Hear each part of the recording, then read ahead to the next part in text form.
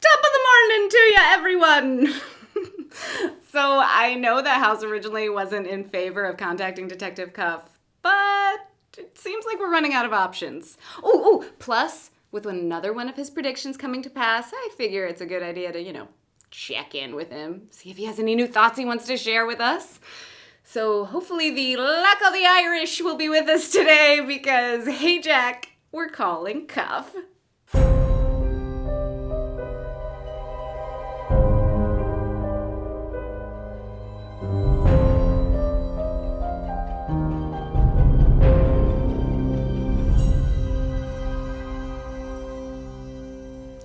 House asked to be excused from today's video.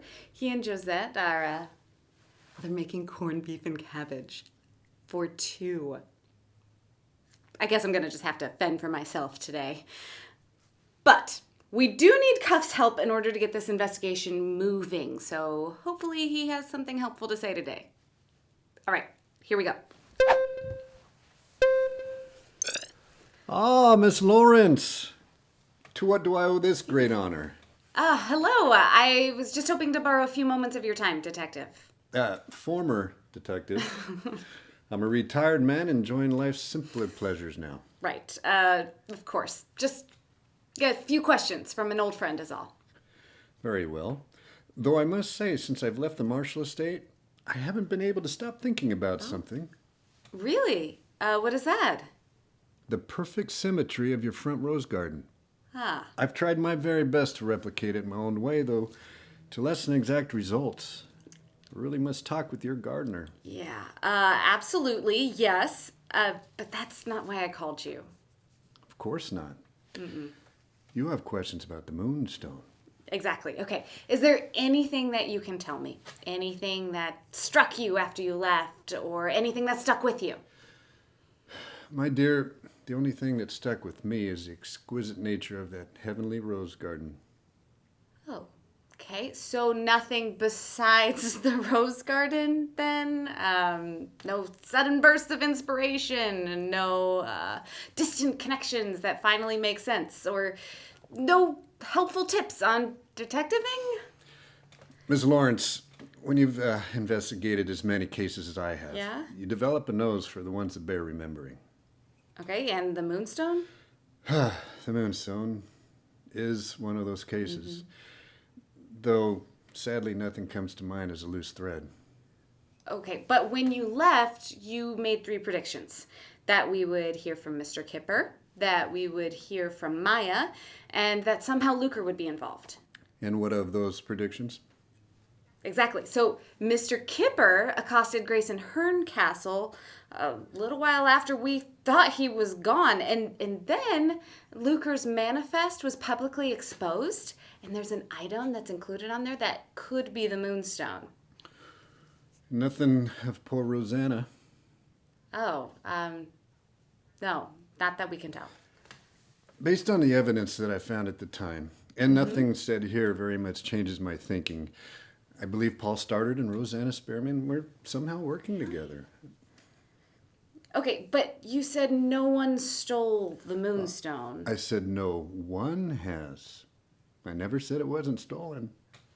Huh. Is there anything else you can tell me? Sadly, no, my dear. I'm sorry. All right, well.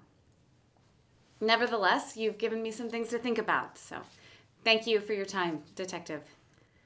Have House give me a ring when he has a spare moment. I would very much like to chat about the... Oh, the rose garden. Of course. Wow. Really likes those roses. I expected that to be far more helpful than it was. Maybe House is right. It might be best to let the wounds heal. At least from a Cuff standpoint. But from a Oh, wait. Okay, just hold on just 1 second. Now, from a historical standpoint, I've been trying to trace the Moonstone's origins. Okay, I've talked to a few professors at a couple different universities, and I've done a ton of reading online and at the library. So, history speaks of an amber stone that was taken in a raid from a ship as it was passing through Cape Town in 1799. At the time, it was called Cape of Good Hope, and it was being passed back and forth between British and Dutch rule. The ship seemed to be comprised. Okay, so here's what you need to know about Donni. She's a bit of a history buff, and she loves archaeology. She basically wanted to be Indiana Jones when she was growing up, and now she's doing it in real life. So, Where it was coming from. she's pretty excited. Thus, it does appear that the Moonstone was definitely stolen, but from whom? And by whom? Just 1 second. Oh, Andrea! Donni, you're filming. Welcome. Okay, what can I do for you? I'm sorry to barge in on you like this. I confess I noticed your cousin has stopped featuring my videos on your channel. So I wanted to stop by and see, why that might be the case. Oh, well, you will have to ask Jack because he is the one who curates all of this. And if there is one single constant in the universe, it's that Jack Marshall does what Jack Marshall wants. She's right.